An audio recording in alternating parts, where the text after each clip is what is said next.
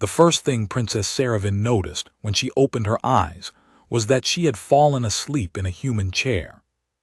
Not a throne, not a resting platform made of temperature-regulated memory foam engineered by 3 generations of Velhari craftspeople. Not even the guest quarters of a lesser ally's palace, which still had heated floors and scented air, and the faint hum of atmospheric processors calibrated to Velhari respiratory preferences. A chair, a brown one, with a cushion that had seen better decades, stuffed with something that crinkled faintly when she shifted, and armrests that had been repaired at some point with what appeared to be adhesive tape of a very cheerful blue color.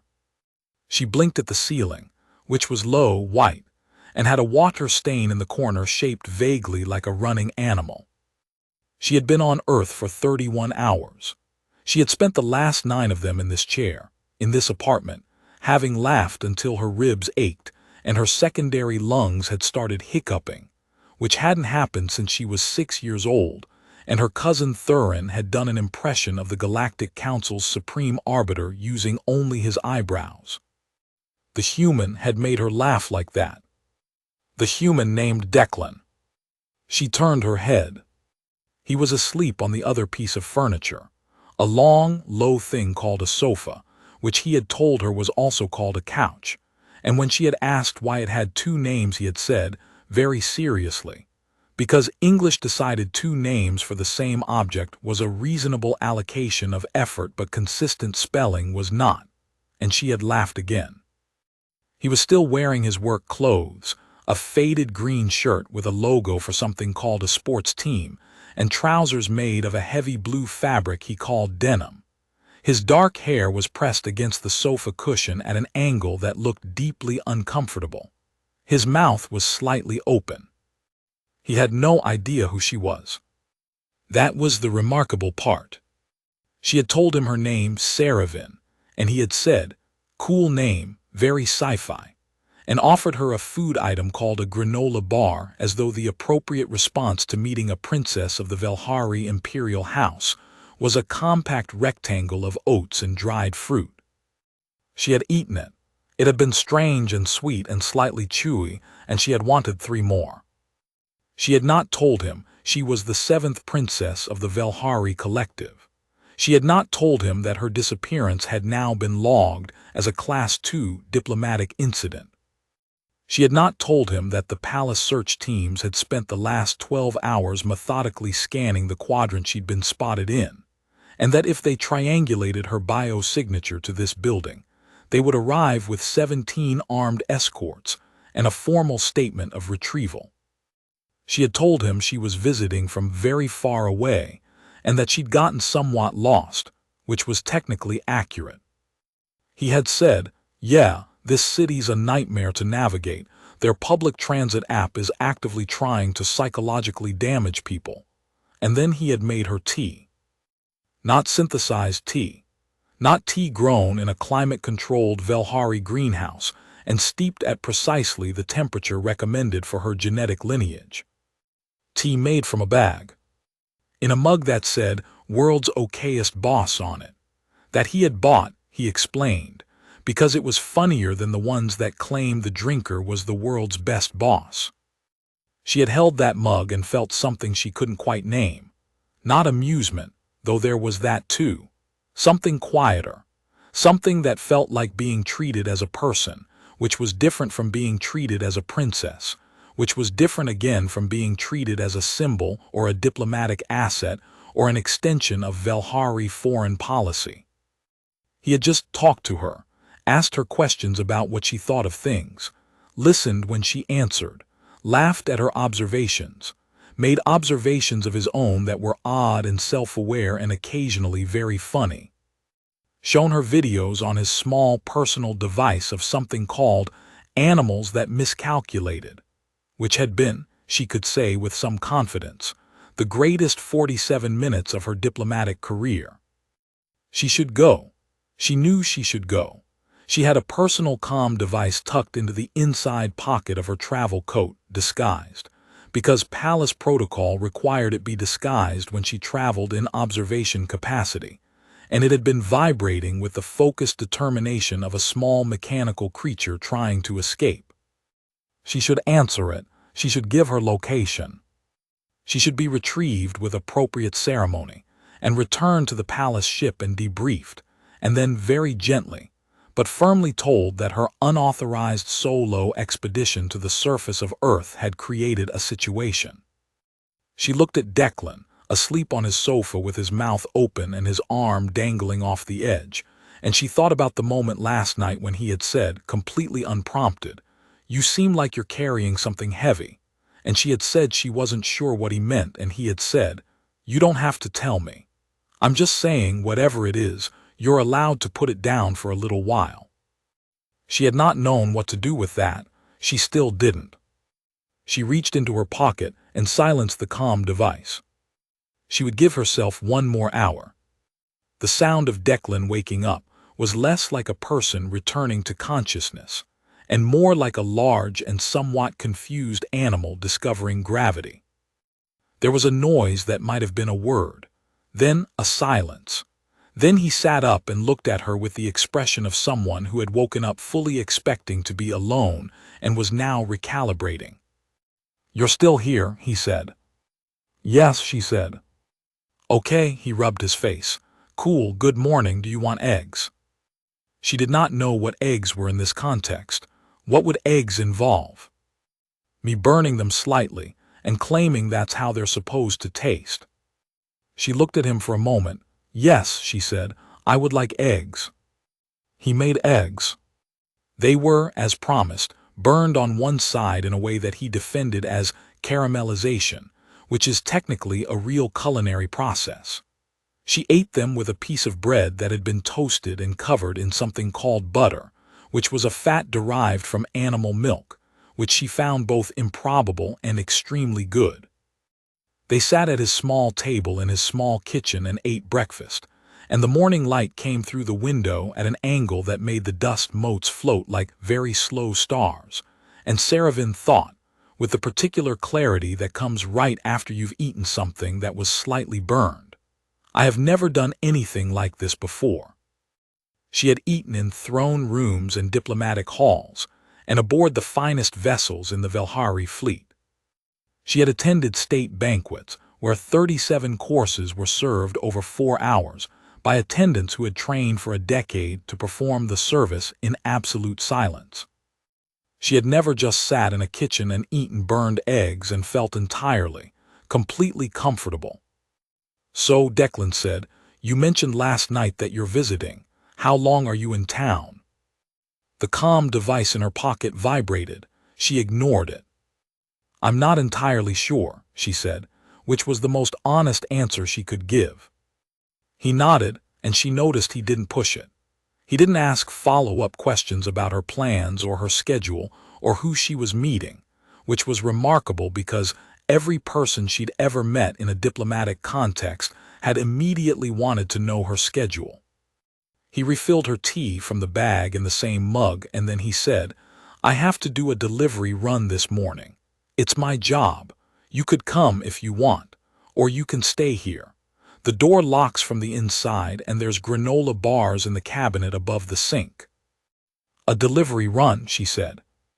"Yeah, I work for a courier service. Pick things up from places, take them to other places. It's not glamorous, but the hours are good and I get to listen to podcasts." She thought of the Velhari fleet, the military escorts, the 14-hour strategy sessions with advisors whose main role seemed to be telling her, with increasing complexity, what she could not do. She thought of her schedule, which was planned 6 months in advance, and which had been described once by her chief of staff as efficient, and which she privately thought of as a very well-organized cage. "I would like to come," she said. Chapter 2: The Delivery Run. Declan's vehicle was a van. Not a diplomatic transport, not an atmospheric shuttle. A van, white, dented on the passenger side in a way he described as a disagreement with a parking structure that I maintain was the structure's fault, with a sliding door that made a sound like a tired argument and a dashboard that had, affixed to it with the same cheerful blue tape from the chair, a small figure of an animal wearing a hat. "What is that?" she asked. "That's Gerald," he said. "He's a frog. He judges my driving." She looked at Gerald. Gerald appeared to judge. "Does he find it acceptable?" "Mostly no, but he keeps coming back, so." Declan shrugged and started the engine, which rumbled with the specific energy of something that worked through determination rather than engineering excellence. She had traveled in ships that could cross solar systems in 3 standard days. She sat in this van and felt the rumble through the seat and watched the city pass outside the window and thought that she had never paid this much attention to the act of moving from one place to another. "You're very observant," Declan said. He was navigating with one hand and holding a cup from a place called a coffee shop with the other, which she understood was a human practice and not as dangerous as it appeared. "I have been told that," she said, usually not as a compliment. "It's a compliment from me. Most people stopped actually looking at stuff somewhere around age 7. He glanced at her briefly. "You look at everything like it's new." She almost said, "For me it is." She didn't. What she said instead was, "What do most people look at?" He thought about this seriously, which she was learning was what he did with questions.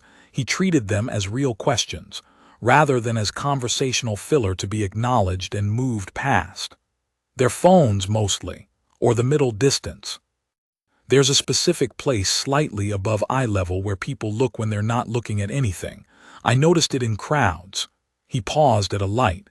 "You never look there." "Where do I look?" "At things, actual things. Like you looked at that building back there for about 15 seconds. It was a post office. It had a very specific architectural decision in the upper third," she said.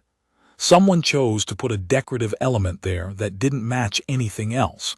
I was trying to determine if it was original or added later." "Added later," he said. "You can tell because the brick color is slightly different." She looked at him. "You knew." "I deliver there twice a week. I've had a lot of time to develop opinions about the upper third." He turned down a narrower street. "That's the other thing people stop doing around age 7, having opinions about buildings they walk past. Everyone just uses them."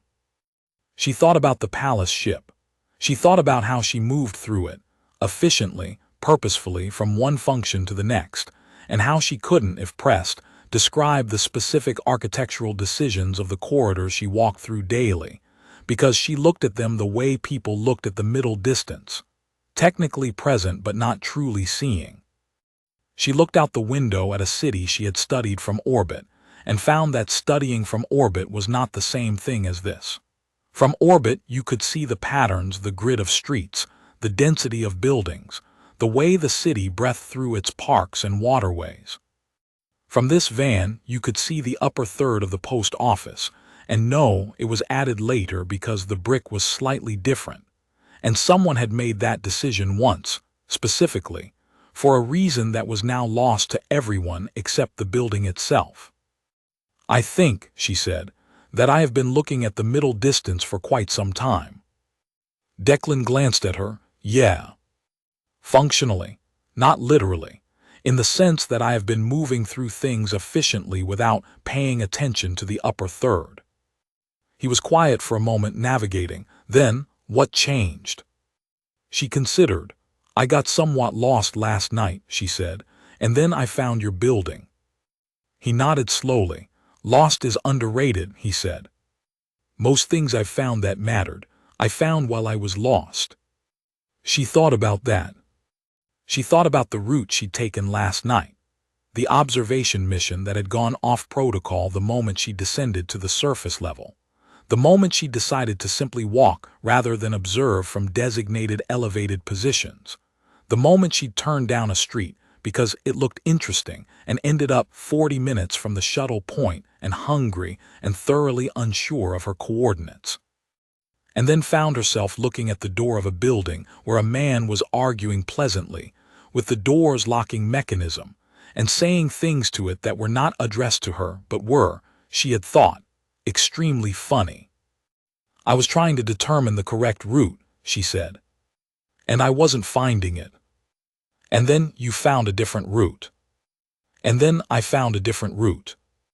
He pulled up outside a building and parked with the casual precision of someone who had done this 10,000 times.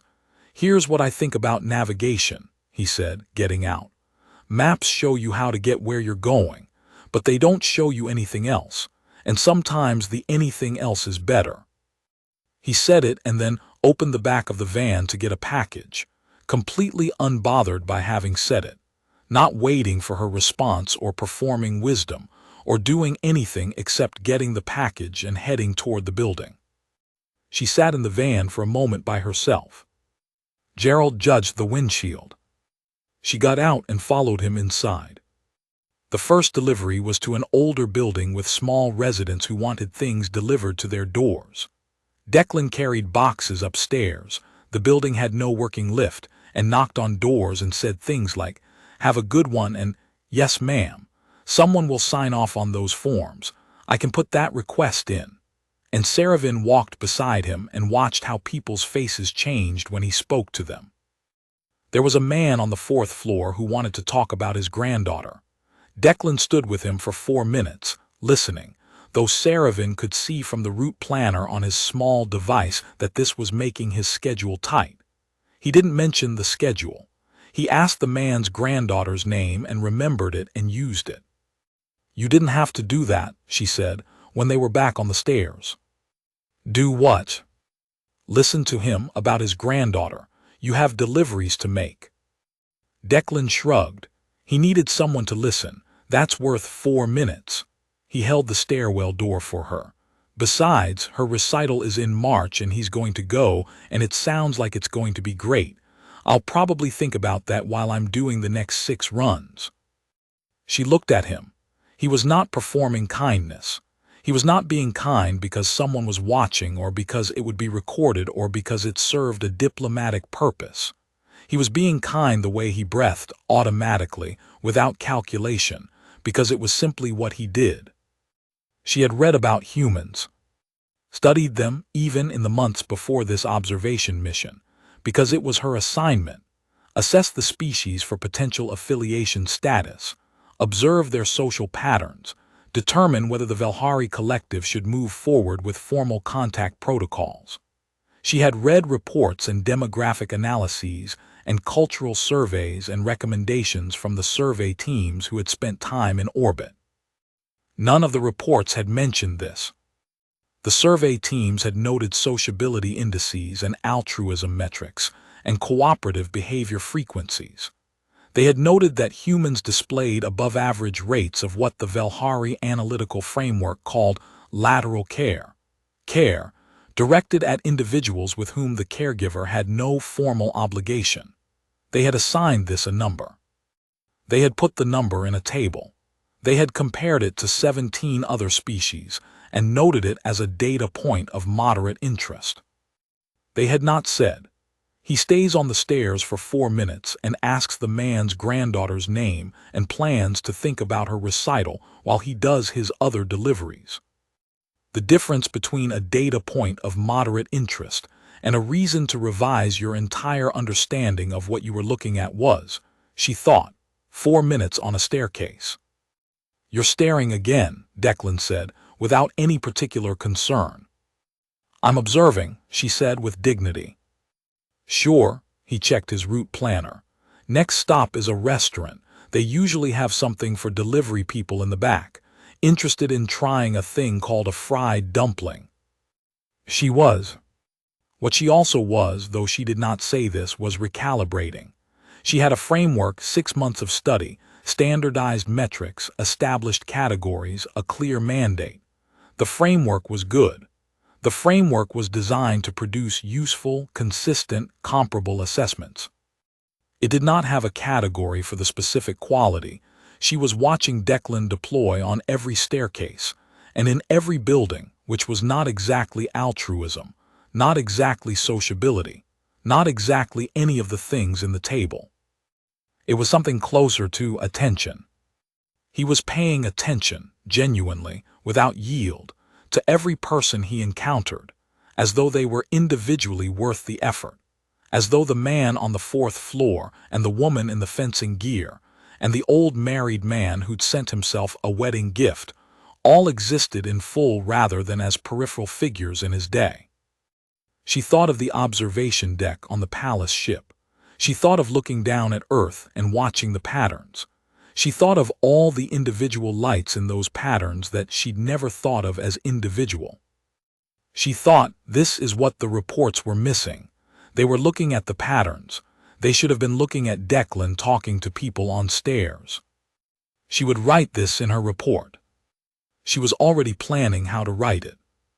They ate fried dumplings in the back of a restaurant run by a woman who clearly knew Declan and called him by a name that wasn't his name. A nickname, he explained, which was a name that someone gave you that was different from your real name, often affectionately, often based on something embarrassing that had happened at some point. His nickname was apparently based on an incident involving a wrong address, a costume party, and a very surprised family of 4. He told her the story while eating his dumplings, and she laughed until the restaurant owner came to see if she was all right. "She's good," Declan said. "She just thinks I'm funny." "You are," Saravan said, and was slightly surprised by how simply she'd said it. He looked at her for a moment with an expression she couldn't read completely. Then he smiled, a different smile than the joking ones. Quieter. And he said, "Thanks. People don't usually say that directly." "How do they usually say it?" "They laugh, but they don't say it. Like saying it out loud would be too much commitment." She thought about that. She thought about all the things she didn't say out loud, all the feelings and opinions and questions she processed in private because saying them required her to acknowledge them, and acknowledging them meant they were real, and real things in her position had implications. "That seems unnecessarily complicated," she said. "Yeah," he said, "humans are like that. We make things harder than they have to be." He ate another dumpling. "Present company included. You do not seem to make things harder than they have to be." He laughed, and it was a surprised laugh like she'd caught him off guard. "I make other things hard, different things." He was quiet for a moment. "I just decided a while back that feelings weren't worth complicating. If something's funny, I say it's funny.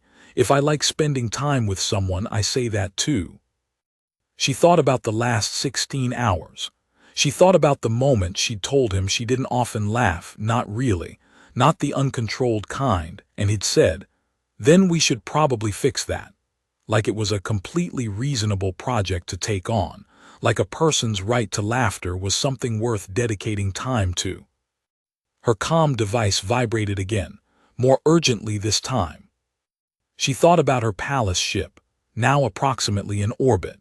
She thought about her chief of staff, a brilliant and extraordinarily worried woman named Calith, who had given her a lecture before the mission about operational protocols, and who was currently, she was quite certain, experiencing something close to a cardiac event. She silenced the comm again. "Everything okay?" Declan asked. "Yes," she said. "Someone is trying to reach me. They will wait." He accepted this with no further questions, and she was struck again by how unusual that was. Every person in her life required context, required explanation, required her to account for herself. He simply nodded and offered her another dumpling. "Do you know what it is like," she said, before she could think better of it, "to have everyone always want something from you?" He set down his dumpling. He looked at her with the direct attentiveness that she was beginning to understand was simply how he looked at things when he was actually paying attention. "What kind of something?" he said. "Not the same something. Everyone wants different things, but there is always something, always a purpose, always a reason I am being spoken to." She looked at her hands. They were wrapped around a tea mug she'd acquired from the counter of this restaurant because he had asked for one for her without being asked. It becomes difficult to remember that you are allowed to exist without purpose. He was quiet for a long moment. Then he said, "I think you'd be pretty interesting even with no purpose at all, for what it's worth." She looked up. He was looking at her with the same easy honesty he'd applied to everything else. No strategy, no performance, no secondary motive she could identify. "That is a very kind thing to say," she said carefully. "It's a true thing," he said, "kind and true being the same thing sometimes." Her comm device went still. That meant one of two things. Either Caliph had given up, which was unlikely, or Caliph had triangulated her biosignature and dispatched a retrieval team, which would be arriving within. The window of the restaurant flickered with the faint blue-white pulse that indicated a Velhari atmospheric entry vehicle. Saravin closed her eyes briefly. "Huh," Declan said, looking at the window. "What is that?" Chapter 3. What happens when the palace arrives? The vehicle that landed in the street outside the restaurant was not, technically, discreet. The Velhari design principle held that dignified transportation should be immediately recognizable, so that others might yield appropriately. The entry shuttle that settled onto the pavement, scattering a flock of pigeons and causing 3 cars to brake in the manner of people who were significantly reconsidering their commute, was accordingly impossible to mistake for anything else. It was tall. It was silver-white. It had the Velhari house sigil on the side in bioluminescent ink that pulsed a gentle violet. Every person on the street stopped. 3 people pulled out their small personal devices to record this. Through the restaurant window, Saravin watched 2 figures emerge from the shuttle. She recognized them immediately. Caliph, her chief of staff, in full palace uniform, her expression the particular shade of controlled fury that she deployed when Saravin had done something that had required emergency diplomatic maneuvering. And escort commander Verath, who was approximately 2 meters tall, and whose presence was generally understood to signal that the palace considered a situation to have escalated. Declan stared at the shuttle. He stared at the 2 figures. He turned to look at Saravin. She realized, been dreading this exact moment since about 4 this morning, when she'd woken up in his chair. "So," he said, his voice was very calm, "is that for you?" "Yes," she said. A pause. "Okay," he said. "Are you safe? Like, are you in trouble? Do you need?" "I am not in danger," she said quickly. "They are my people. They have come to collect me." She looked at him and felt the morning compress into something she would carry for a long time. "I should have told you who I was." "Who are you?" She met his eyes. She told him the truth. "I am the 7th princess of the Velhari Collective. I was sent to Earth on an observation mission and I got somewhat distracted. I spent last night in your apartment eating granola bars instead of filing my preliminary report.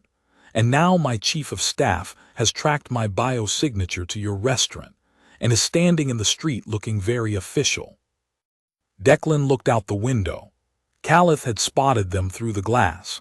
Her expression did not change, because she had trained her expressions into instruments of precision, but her posture shifted into the particular alignment that meant she was preparing to enter. He turned back to Saravin. "You're a princess," he said. "Yes." "Of an alien collective." "Yes." He picked up his fried dumpling, ate it, set down the wrapper very neatly. "Cool," he said.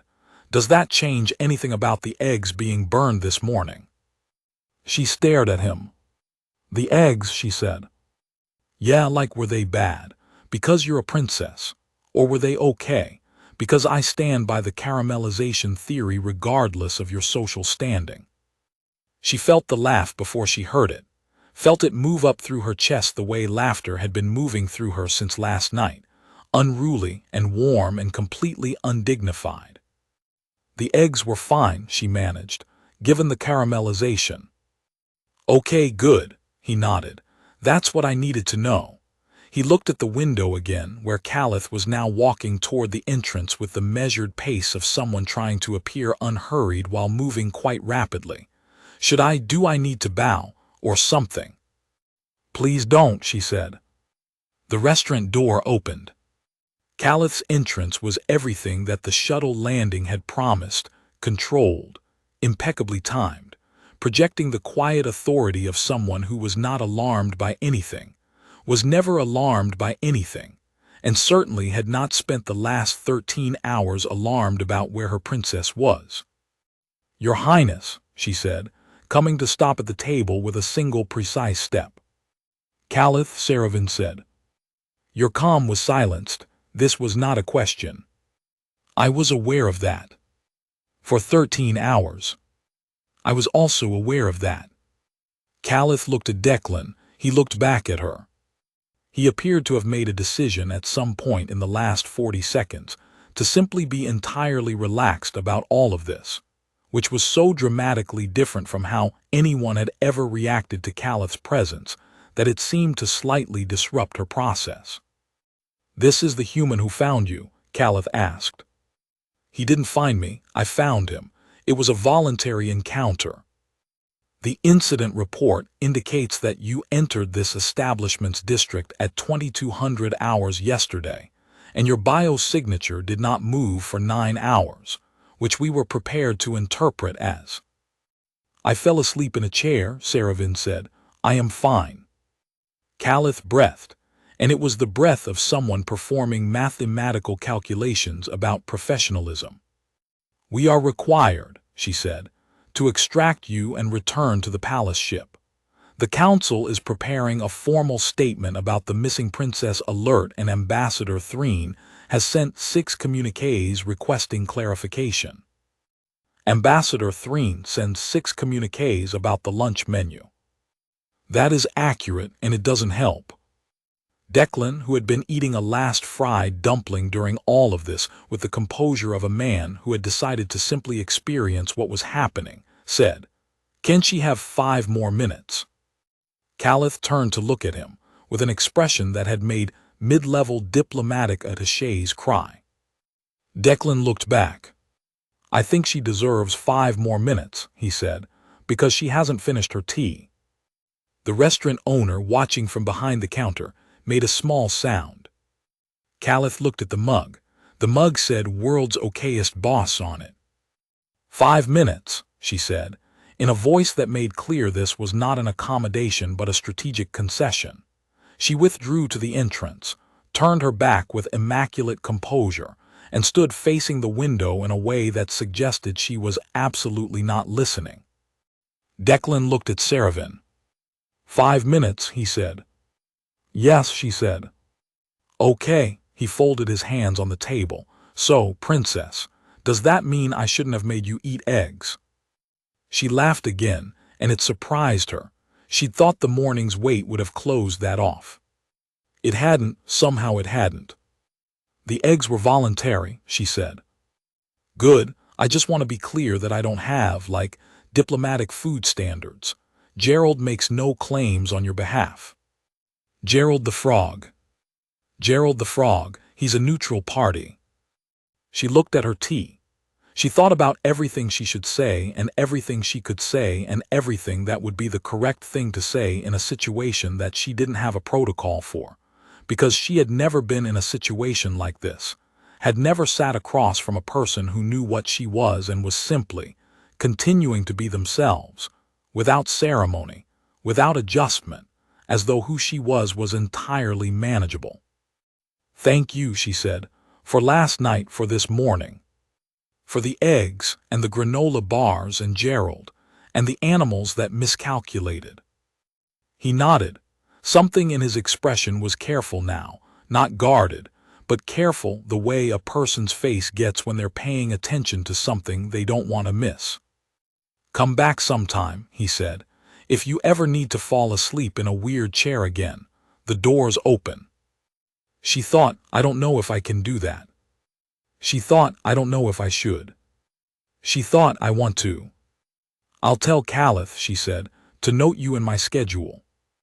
That sounds very official. It will be framed as a cultural observation initiative. The corner of his mouth moved.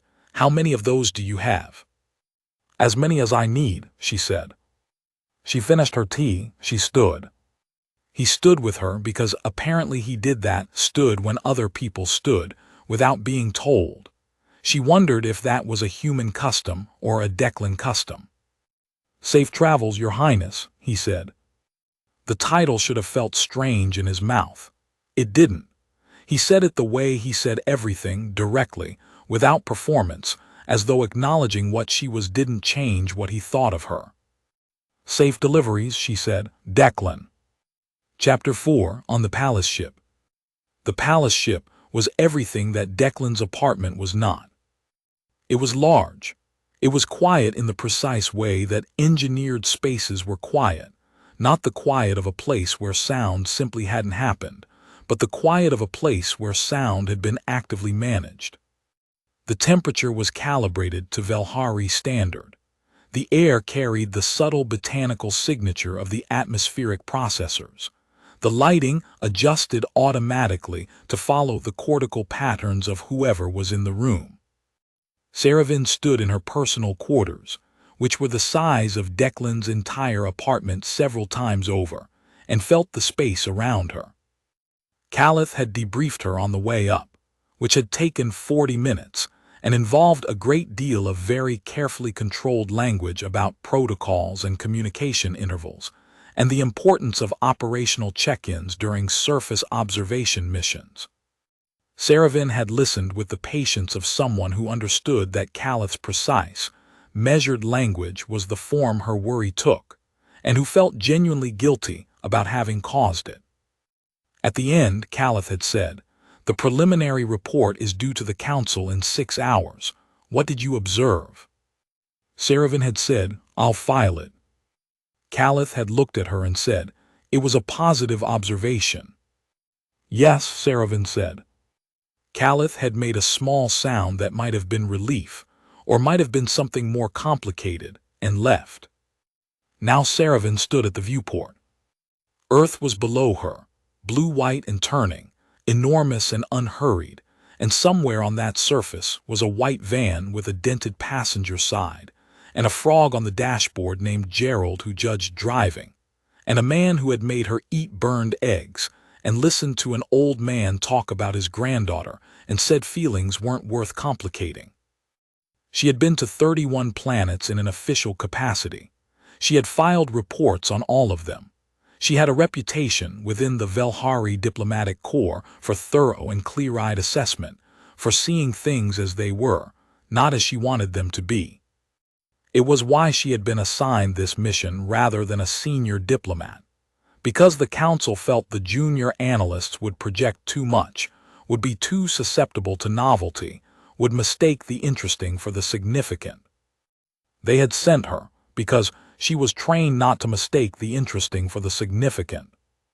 She stood at the viewport and thought about how she had silenced her comm device twice in one morning, and how she had eaten eggs that were slightly burned, and how she had spent 40 minutes on a delivery run watching a man pay attention to people with his whole self, and how she had laughed, and how none of this was in the framework she had brought with her, and how she wasn't sure the framework was wrong, but she was very sure it was incomplete. The thing the framework couldn't measure was what it felt like to be treated as a person. Not a diplomatic asset, not a symbol, not a data source, not even particularly a princess. A person, with opinions about the upper third of post office buildings, with a right to put things down for a little while, with ribs that could ache from laughing. She had 31 planets of reports in her professional record. She had been efficient and clear-eyed, and she had never missed a deadline, and she had always written what was there rather than what she wanted to see. She sat down at her report terminal. She thought, "I am going to write the most accurate report I have ever filed, and it is going to say things that are not in the framework. And I don't know what the council will do with that, but I know that it will be true."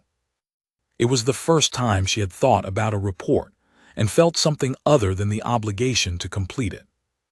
She had written hundreds of preliminary observation reports. She knew the format. She knew the language. She knew what the council wanted: social stability assessments, conflict potential ratings, resource and technological indices, diplomatic readiness scores. She knew how to give it to them. She stared at the blank document. She wrote, The species is more complex than the survey data indicates. She stopped. That was not the correct opening for a preliminary report. She deleted it. She wrote the correct opening: date, mission parameters, observation period, collection methodology. She wrote the demographic context. She wrote the social structure summary. She wrote the conflict potential assessment, which was honest and nuanced, and reflected 31 hours of direct observation combined with 6 months of study. Then she got to the section labeled Recommendation for Affiliation Status. She looked at the cursor. She thought about Declan talking to the man on the stairs. She thought about fried dumplings. She thought about a mug that said "World's Okayest Boss," and a chair with cheerful blue tape on the armrests, and a laugh that had come up from somewhere she'd stopped expecting to hear from. She wrote, Recommendation: initiate formal contact. The Velhari Collective would benefit from affiliation with this species more significantly than current projections suggest.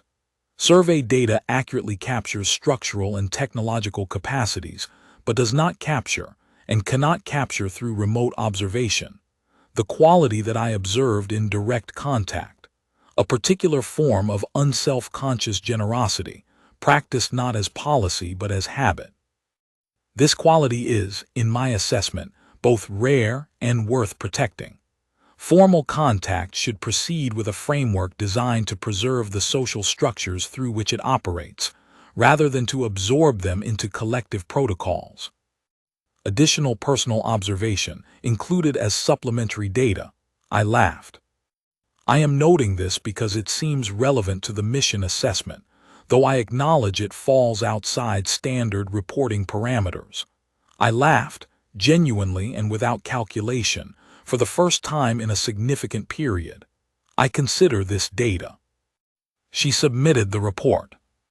She looked at Earth through the viewport for a long time. Then she pulled up her schedule, planned, as it was always planned, 6 months in advance, every hour accounted for. She found a gap, not a large one, 40 minutes between a council subcommittee call and a state dinner briefing, listed as transit buffer. She opened a new calendar entry. She typed Cultural Observation Initiative Surface, duration variable. She added Declan's building address, which she had memorized without intending to. She closed the terminal. She went to sleep, finally, in her bed, which was everything that the brown armchair was not, precisely calibrated and temperature perfect, and entirely comfortable. She slept less well than she had in the chair. Chapter 5, 40 minutes. Calith did not ask questions about the Cultural Observation Initiative. This was partly because she was professionally disciplined. It was partly because she had read the preliminary report and understood that the mission had been a success, and that the princess had formed a contact that could be cultivated, diplomatically, over time. It was partly, Saravin suspected, because Calith had watched Saravin eat burned eggs in a restaurant and laugh at something, and had decided, with the pragmatic thoroughness that made her an exceptional chief of staff, that the contact was worth maintaining. She did say before the shuttle departed for the surface, "Your Highness, 40 minutes. I'm aware of my schedule," Saravin said. "And you'll have your comm active." "Yes, Calith." A pause, then Calith said quietly, "I'm glad you're all right." Saravin looked at her. Calith's expression was its usual careful precision, but beneath it, what Saravin saw was the same thing she'd seen on the man on the stairs when Declan had stayed to listen. The particular look of someone who had been worried and was relieved and didn't quite know how to hold both things at once. "I know," Saravin said. "I'm sorry for the protocol breach." "You can apologize properly to Ambassador Threen's 6 communiques." "I would rather not." "I know, go." Calith stepped back, 40 minutes. Declan was on a delivery run when she arrived at his building. She had not warned him she was coming, because she wasn't sure she was coming until she was already there, which she acknowledged was not the most organized approach to diplomatic contact. She sat on the steps outside and watched people pass and thought about Earth the way she thought about it from orbit, as a place, rather than an assignment. And somewhere in the middle of this, a dog stopped in front of her and looked at her with the frank appraisal of an animal that had not been briefed on diplomatic protocols. "Hello," she said. The dog processed this. Then it sat down, apparently satisfied. "It's very polite," she told the owner, a woman who was looking at Saravan with the cautious assessment of someone who recognized that she was wearing clothes that were slightly off in a way they couldn't identify. "He likes people," the owner said. "He's a very bad judge of character, actually, likes everyone." "That seems like a pleasant way to be," Saravan said. The dog agreed. Then the owner pulled gently on the lead and they moved on, and Saravan sat on the steps and thought about whether a very bad judge of character was actually bad at judging, or simply optimistic. "You're back." She looked up. Declan was standing at the bottom of the steps with his delivery bag over his shoulder, looking at her with an expression that was pleased and carefully casual in a way that she was beginning to recognize as what he looked like when he was being pleased carefully. "I had 40 minutes, she said. 40 minutes is good, he said. "I just finished a run, do you want?" "I would like," she said, "to see if you can make me tea again from the bag." He looked at her for a moment. Then he said, "We should probably make it in about 38 minutes, because steeped tea needs 2 to be right." "That's very precise." "I've been doing calculations since this morning," he said, "in case you came back." He said it simply, without weight, the way he said everything true directly, because why wouldn't you? She stood up from the steps. "Tell me," she said, "about the rest of your deliveries." He told her, as they went up the stairs, about a package addressed to a name that had turned out to belong to a man who was currently on his 4th marriage, and had sent his own wedding gift to himself by accident, about a building in which every resident seemed to be growing something in increasingly ambitious quantities, about a woman who had answered the door in fencing gear and simply taken the package without comment. He told it the way he told everything, observational, fond of the detail, generously baffled by people in the way that meant he liked them. She laughed, ascending his staircase, and felt the quality of it, the unguarded kind, the kind that didn't wait to check whether it was appropriate. "You should have been here last Thursday," he said, unlocking his door. "I delivered to a woman who was very clearly in the middle of an argument with someone on her phone, and when I knocked she opened the door, took the package, handed me a cupcake from a plate that she clearly had sitting right there, and went back inside without stopping the argument. The cupcake was from a plate that she had prepared. There were 6 of them, ready to go, like she knew someone was coming and she was going to be on the phone, and she pre-made cupcakes so she could still be hospitable." He shook his head. "I think about her a lot. I feel like she has her entire life handled." "What kind of cupcake?" "Lemon, it was excellent." He filled the kettle. "That's the thing about this job that no one warns you about. You get these tiny windows into people's lives, 30 seconds at a door, and in 30 seconds you can tell that person has it together, that person is having a hard week, that person has a cat they talk to, that person is running late and they've been running late for approximately 40 years and they've made peace with it." He set the kettle on. "And then the door closes and you're back on the stairs and you'll probably never see them again, but you carry the 30 seconds with you." She sat down at his table. She thought about the palace. She thought about the state dinners and the formal receptions and the diplomatic sessions that lasted 6 hours, during which you were in a room with people for considerable stretches, and yet somehow came away knowing less about them than Declan knew about a woman who pre-made lemon cupcakes in anticipation of being busy. "That's observation," she said. "Sure," he said, "if you want to call it that." "That is what I do. I am an observer. It is my assignment." He looked at her across the kitchen. "Yeah, but you had a clipboard metaphorically. I'm just paying attention because people are interesting." "What is the difference?" He thought about it. The kettle started to hum. Intent, maybe, he said. You're observing to get somewhere. I'm paying attention because I want to know what's actually there.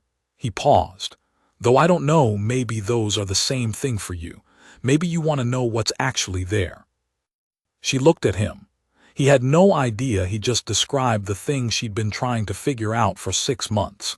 The difference between the report she'd been sent to write and the reason she actually wanted to write it. I think, she said slowly, that I started this assignment with a clipboard, and I think somewhere in the last 31 hours I lost the clipboard. The kettle clicked off. That sounds like progress, he said. She laughed, ascending his staircase, and felt the quality of it, the unguarded kind, the kind that didn't wait to check whether it was appropriate. They made tea with 4 minutes to spare. She drank it in the same mug. It said world's okayest boss. The tea was, if she was being analytical, almost exactly as good as anything she'd had in formal settings, because it was good tea, competently made, and what made it taste different had nothing to do with the bag or the water temperature. How long are you in town? He asked. It was the same question as this morning. He asked it the same way, open, no pressure in it. Whatever her answer was the right answer. I don't know, she said. I have a schedule, but I'm reconsidering some of the allocations. In favor of cultural observation initiatives. She looked at him. He was smiling, and it was the quieter smile, not the joke one, the other one. Yes, she said. Among other things. Her comm device vibrated. She looked at it 2 minutes. I have to go, she said. I know, he said. She stood up. She thought about all the things she might say and didn't, because saying them out loud was a commitment, and commitments in her position had implications, and she was still working out, for the first time in a significant period, what implications she was willing to have. The animals that miscalculated, she said. You mentioned there were more. There's a whole playlist, he said. I would like to see it. Okay, he said. Then come back.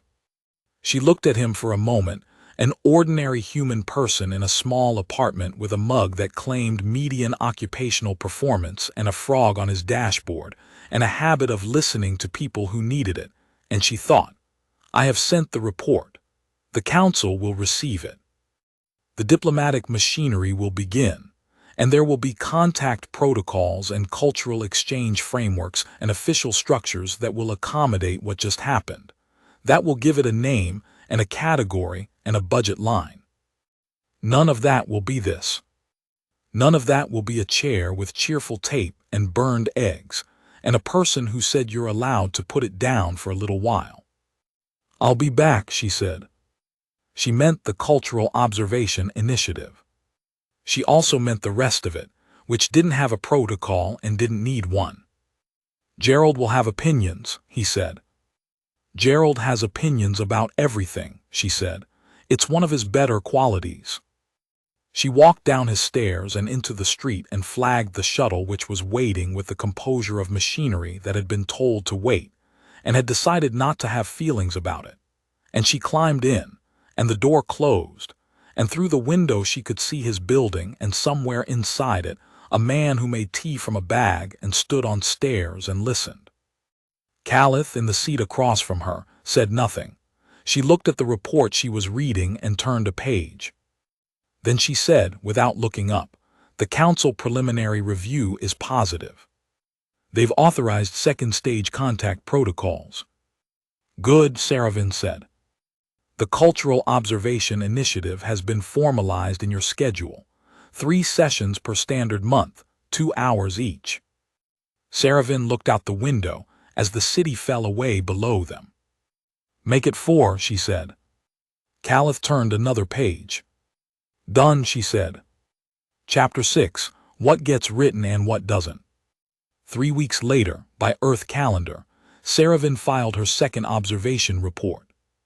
It covered the formal contact protocols, the official first meeting between a Velhari diplomatic delegation and a selected group of Earth representatives, The framework documents, the cultural exchange proposals, the preliminary resource and technology sharing assessments, all of it correct and thorough, and exactly what the council needed.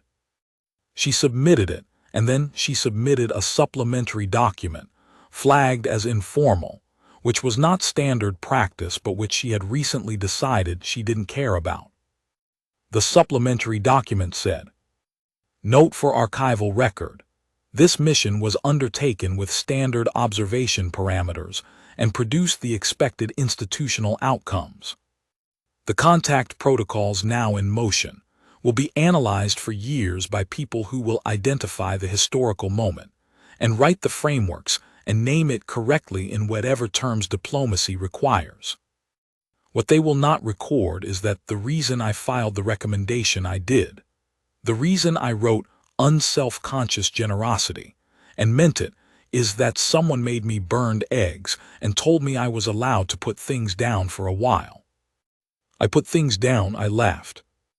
Both were more significant than my preliminary report made them sound. I am including this note because history is a collection of the things people decided to write down, and I think this should be one of them." She submitted both documents. Then she looked at her schedule, 4 sessions per standard month, formalized, calendar blocked, and thought about tea made from a bag and animals that miscalculated and a frog named Gerald who was, against all reasonable expectation, an excellent judge of character. She thought, there are things the palace doesn't know about me. For the first time in a long time, that felt like a gift rather than a problem. Epilogue 3 months later. Declan did not get an official role in the diplomatic contact protocols.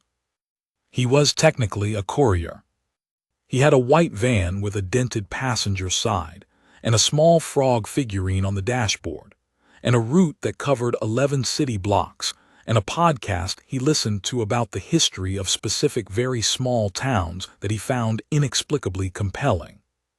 He did, however, get a note. It arrived through official channels, because the official channels were now very well established, and because one of the things the Velhari Collective was, institutionally, was very good at paperwork, and it was sealed with what was identified to him by a government official who came to his building and handed it to him personally as a personal diplomatic correspondence of cultural exchange significance. He opened it in his kitchen. It said, "Dear Declan ***, I have been reviewing what I wrote about you in my formal reports. I described you as an example of unself-conscious generosity. That is accurate, but it is also, I think, the worst possible way to describe eating burned eggs in a kitchen in the morning.